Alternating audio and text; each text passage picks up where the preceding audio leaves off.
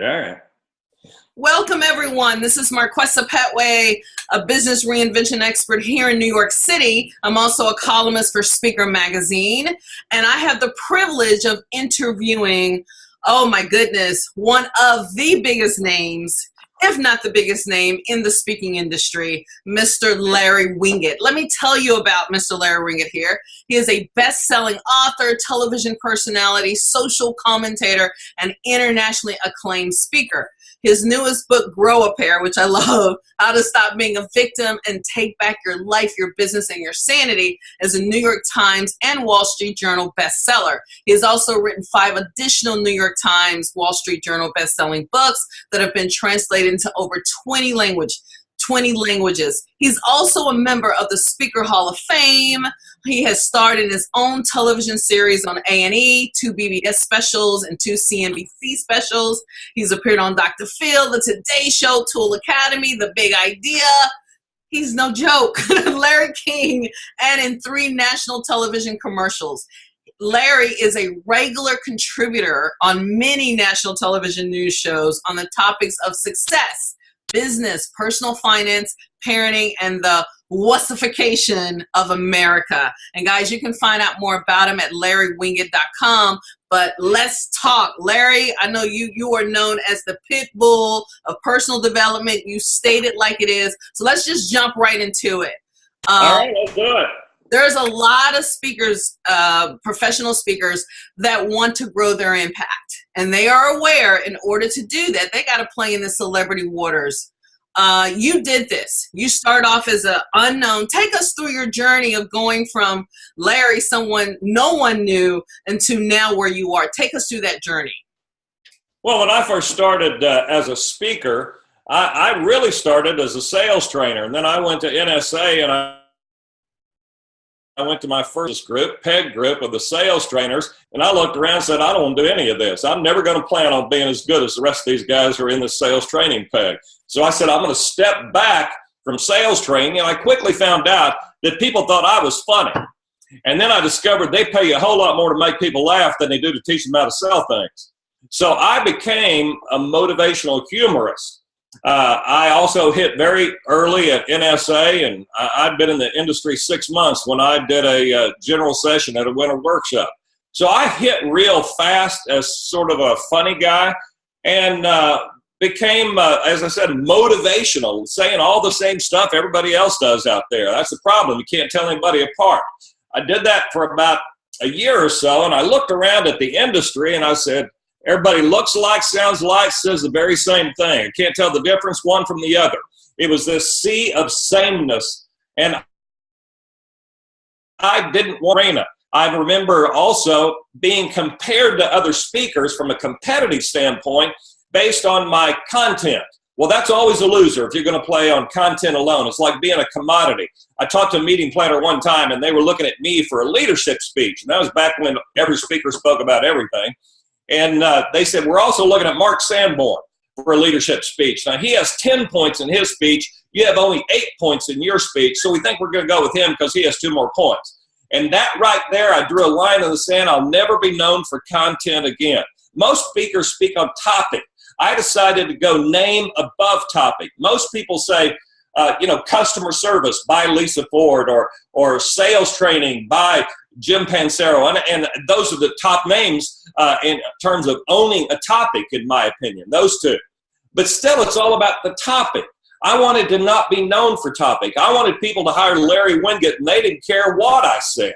They were hiring me. They were hiring my personality. So many, many years ago, I stood on a stage in a huge breakout in Minneapolis, and I told all these people at NSA, I said, I'm going to create a new genre of speaking. It's going to be the personality speaker, and I'm going to be the first guy.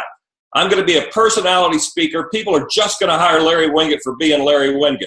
And when I said that, I looked around. I said, I got to look different. I got to sound different. I got to have a different attitude, all of that. And so I went out and just created a difference between me and everybody else. I threw away the suits. I started wearing cowboy shirts and earrings and sunglasses all the time, and more rings than any man ought to ever put on his hands, bracelets up to my elbows, and I combined the rockabilly cowboy look, which is really who I was coming from Muskogee, Oklahoma. I got sick and tired of saying what the audience wanted me to say, which was all that motivational crap I didn't believe anyway. And I decided I was going to say what I wanted to say, which was to tell them to just shut up, stop whining, get a life. And they responded very well. And I wrote a book called Shut Up, Stop Whining, Get a Life. And the first week it went to #1 on the bestseller list. And at that point, A&E was looking for a host for a new show. They were walking through a bookstore, and the producer saw a book on the shelf called Shut Up, Stop Whining, Get a Life, said that guy's got an interesting look, and he certainly has an interesting take, and he's got an interesting attitude. And they called me, sent a producer to my house, looked at me, talked to me, and I got my own television show. So I had sort of that perfect storm come together where the attitude, the title, the look, all was at the right time, and then it played into television, and television is the 800-pound gorilla in the room. You conquer TV, you're a big deal. I found that out quick. And that's how the brand sort of started. Very intentional for me not to look and sound like everybody else. Oh, this is so good. Folks are just hanging on to your every word. So, well, I doubt that. That'd be a first for me, believe me. So. But I love, and you say it a lot, brand, brand, brand. So not only did you set the intention, which drives the mindset, but this also played a role in the branding. So here's a question for you. I've spoken to quite a few celebrities sort of for this whole feature, and some of them will say, hey, for me, it was about media. For me, it was about marketing. For me, it was about, a certain strategy and just being headstrong with that strategy. Do you disagree, or do you feel I disagree totally. You can't just do one. You have to have it all come together for it truly to be a brand. You can't be branded just with the media. You can't be branded just the way you market. It all has to be there. I'll tell you right now, if you went out to any meeting planner in the country right now and said, tell me about Larry Winget, they're going to not only talk about what I say, they're going to talk about how I say it, they're going to talk about how I look, they're going to talk about the entire package. Branding is about the entire package. What are you known for? What do they say when you aren't standing there? That's what a brand is really about. That's all a brand is. How are you known when you're not there? And it can't be just down one area or about one thing. It's got to be the total package. And I see way too many people who say they're celebrities and who say they are a brand, but nobody ever heard of them. Believe me, nobody ever heard of them outside their target market. A brand should go way beyond that. Wow. Now, what would be your advice for, maybe there are folks out there that aren't as bold, frankly, as you are, or myself. They're not as willing to go left when everybody's going right, but still want to have large impact. What would be your advice for them? I would tell anybody to get real clear about what your point of view is. Excuse me, it can't look like everybody else's and sound like everybody else's. Even though you might talk about the same topic, and just face it, there's only a handful of topics. The way you talk about that topic must be unique. If you sound like everybody else, you're never going to make it. The smartest thing I ever said in my entire career, 25 plus years of doing this, is discover your uniqueness and learn to exploit it in the service of others. That way, you're guaranteed success, happiness, and prosperity. Most people never discover what their true uniqueness is, and exploitation is putting it out in a million different ways. That's what I'm talking about. The look, the attitude, the way you market, your website, your titles, everything. And that's what I've been able to do, is I exploited that uniqueness. So I would tell people, your topic is not unique. Trust me, your story is not unique. I can find people who have a better story than you. But the way you talk about it better be unique. You better figure out some way to tweak it so the audience will say, I haven't heard it quite like that before. And remember, I have a son in the fashion industry. 10% different is new. That's what he taught me about fashion. 10% different is brand new. Same thing applies in the speaking industry. Only 10% different will make you brand new. Most people never figure out how to be 10% different. Their goal is to look and sound like everybody else. They pick out a mentor. They pick out somebody. I've got people who want to dress like me and talk like me and wear the same jewelry as me. That doesn't make you me. And they do the same thing with other people. You must figure out how to be unique. And that's much different than different. People won't gamble on different. They won't spend their money on different, but they'll pay a premium on unique. Trust me. Now, Larry, some folks may hear this and go, okay, so let me go out and find a company that can brand me, or let me go change my website. But it sounds to me like it's deeper than that. It's from the it starts on the inside. It's not just changing the look and feel of your marketing collateral online, right? But it's more, it's your core messaging. It's, the way you're going to put yourself out in the world is all your entire online footprint. Can you break that down? You bet. Yeah, go ahead. It's absolutely stupid to go hire a company to brand you. That's the biggest waste of time and money. First of all, you got to explain who you are. Most people don't know who they are, so they're unable to explain who they are, and then they want somebody else to determine who they are for them and package it by, oh, you're a purple person, and so all their crap's going to be purple now. It's ridiculous, and it's a waste of time. Branding is not something that happens from the outside in. You were exactly correct in saying that. Branding, first of all, starts with your core values, your core message, the very inside your gut, who you are. This is who I am. I will never compromise. You couldn't hold a gun to my head and get me to say anything different. This is it. And then once you understand what that it really is, then you start to say, how can I apply that to the biggest problem that I see in the world? Even the biggest problem I see in my market or my target audience. What problem do I solve? And once you understand your core value, your core message, and apply that to a big enough problem, that's how you start to build your brand. First of all, it's what people say about you when you aren't there. So that message has to be that clear. That's all a brand really is. And then brand is about consistency. If you want to talk about colors, and most people think branding is about picking a color, you can't have yellow over here and orange over there and green over there. Get consistency. Guess what color all of my stuff is? Black and white. Why would that be? I'm black and white. There's no gray with Larry Wingate. So it's right or it's wrong. That's how it is with me. So that's how I approach everything. So my consistency in my messaging, consistency in my marketing, consistency in my appearance and my look, that consistency across the board from the inside out is what brands you, not from the outside in. It's not about a logo. It's not about a tagline. It's about who you are and the consistency with which you market and speak. This is so good. Goodness. Well, sure, it's so good. This is what I do. I'm the brand. I'm and I know, and the people who will be watching this say what an egotistical, arrogant jerk he is. Well, that's the brand too.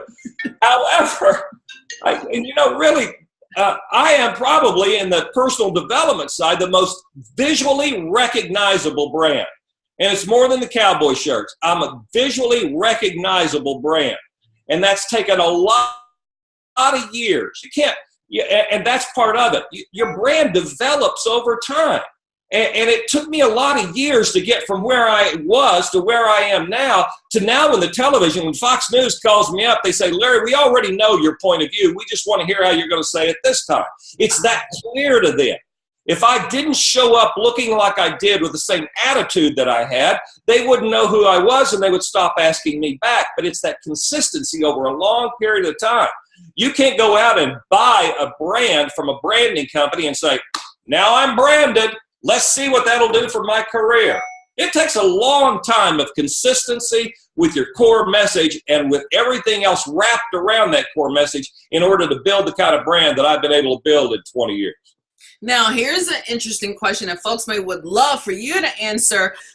Clearly, it's worked for you, Larry. You've gotten out there. Folks respect what you've built. I mean, Willie Jolly couldn't say enough about how right in front of his eyes and so many other NSA members, you became the celebrity brand. So it was intentional every single step. You've been able to do this, but then there are others out there that are thinking, I want to have the same success. I want to go and, have that same impact. But I'm scared that if I do something so big and so different, it's going to turn off people. I'm going to be a laughing stock. I'm going to lose respect. What would you say to them? Folks that just don't have the moxie, frankly, to just do something different and big and unique. Well, again, it's not about different. It is about unique. People won't gamble on different. They won't spend their money on different. So let's differentiate at that point. However, it's not about moxie. It's not about having the guts to do it. It's not about any of those things. It comes down to a willingness to say goodbye to a huge portion of the market. You in the concrete that says, I'm okay with offending those people, with having them go away. I spoke years ago about branding at NSA, and what I told them then is the only way to have rabid fans, and that's what we all want, rabid fans. I have rabid fans. They will fight for me, and they will buy everything in the world I put out there because they are rabid fans. But you can't have rabid fans unless you're willing to have rabid enemies. We have all of these speakers that go into business so everybody will love them. Oh my God, is that a stupid thing? I don't care if anybody loves me. I want people to respect the fact that I have an opinion and I'm not willing to compromise on it. And when you have, I don't care what you stand for, somebody's going to hate you for it. Jesus stood for loving one another and they killed him for it. So if you stand for somebody, for something, somebody's going to hate you for it. I embrace that. I enjoy that because I know that I am not the right answer for everybody. But for those people who have decided I'm the right answer, there's no other answer. And that's what I've been able to develop. I don't mind if people don't like what I do. I embrace the fact that people don't like what I do because there's just as many on the other side who love what I do and will buy everything that I produce. That's really what you're going for. And sadly, the speaking industry is made up primarily of weak people who live in their egos. And they are seeking the approval of other people. And really, that's why they go on stage, so they can say, I can do this, and you can't do this, so you should admire me. And it's their ego they speak from, so they can have the approval of the audience and the approval of all their friends. I'm not seeking approval. I say this because it's what I believe, and if you agree with me, fine. If you don't, there's the door. Don't hire me again. Don't buy my stuff. I don't care. And that's much more I've learned in the eyes of the audience. That's an admirable place. And they will admire you and respect you, and that's what I appreciate more. I'm not in this from an ego stand. I'm in this because it is my core message of what I believe. See how it all ties together? It keeps going back to that. So if people are going to live in their ego and seek approval, don't create a brand because somebody's going to hate it. If you get in this to make everybody happy, you're going to lose and fail and stay broke like most of the business is. Oh, I love your rawness and realness. Here's my final question. A group of speakers recently broke this down and acknowledged we've got to stay relevant. There are speakers that are aging. There are speakers that are, there's new generations coming in. Things are shifting and changing. Some folks became speakers before social media was on the scene. So what's your advice for folks that are saying, hey, Larry, I want to do this and I have an audience, but I have a fear that I'm no longer relevant? Chances are they aren't relevant. To me, though, relevance, there's a dangerous line you walk in an attempt to say relevance. I see a lot of what speakers post, and they're trying to stay so relevant to new ideas and new generations and so forth that they've ended up compromising their message. We've done that from a societal standpoint. We've compromised the right thing in order to make more people, newer generations, people who think differently and use technology differently, keep them happy. I don't do that. To me, relevance is based on me knowing what's going on, what the problems new people face, what technology has created that I need to remind people, stay true to who you are. I look at relevance much differently. Most people, I think, end up trying to stay relevant and compromising who they are and their core beliefs and core messages. Me, relevance is so I can address what's going on. Wow. First of all, thank you for making time to do this. This video had your name all over it because there are some, and again, everyone has their journey, and we respect everybody's journey. Some folks started off as celebrity and came into the speaking industry. Others started off as a nobody and built the celebrity within the speaking industry. So that's why it was so important to talk to you, because you did it and so many people saw you do it. How can folks reach out to you? How can they stay connected with you? I have people actually paying me to teach them how to do this, believe it or not. You know, I'm the easiest guy to find because I have that brand. Just go on the internet anywhere and type in Larry Winget. You'll see lots of ways to find Larry Winget. You walk in any major bookstore, you turn on several television networks and you'll see me. I'm easy to find. Just go to LarryWinget.com or follow me on Facebook, Larry Winget fan page, where I mix it up regularly. And you're the nicest guy. You really are. Well, I thank you so much. Any final advice before we leave? You know, one thing I've always learned as a speaker, never end with, you know, a simple call to action, but end with some inspiration. So what's your final thoughts to the audience, new speakers, emerging speakers, seasoned speakers that are watching you saying, yeah, what are your final words for them?